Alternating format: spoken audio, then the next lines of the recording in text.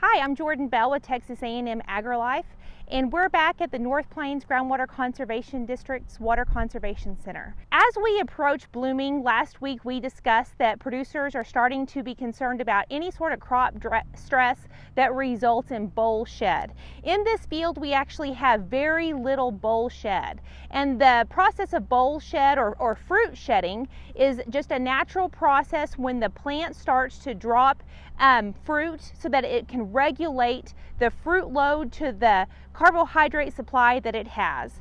This actually is an example of some fruit shed that occurred probably about a week ago. We can see that we have a match head square that actually started to dry up, and so this probably occurred about a week ago. When we consider what is actually causing the stress, there are several things that can cause fruit to shed.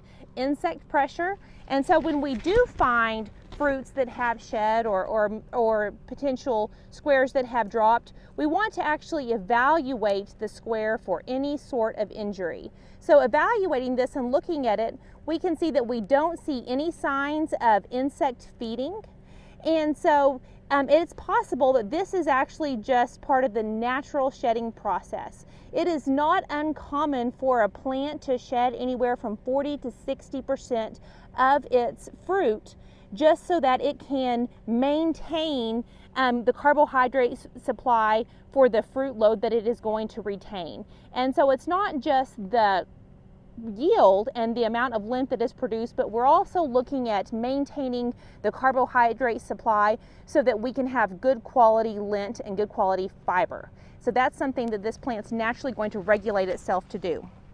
So as we move into blooming and we start to get into the boll development period, farmers do start to evaluate why fruit is shedding. If we have an excess amount of fruit shed, of course that could indicate some form of stress, whether it's water stress, heat stress, and potentially even fertility stress.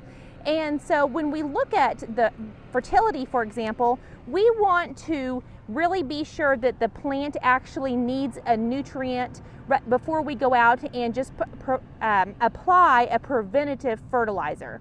So to actually evaluate for a nutrient deficiency, there are several things we can do. Of course, one of the easiest things oftentimes is just looking for visual symptoms on the leaves themselves, looking for intraveinal chlorosis, looking for purpling color, and looking for signs that are indicative of a nutrient deficiency.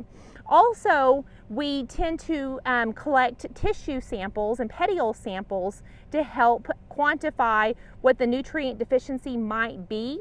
And so when we do that, though, we want to actually make sure we're very careful about the tissue sampling process, because tissue sampling can provide us an indication of what the plant is deficient in, but it can also be very misleading if the sampling was not done properly.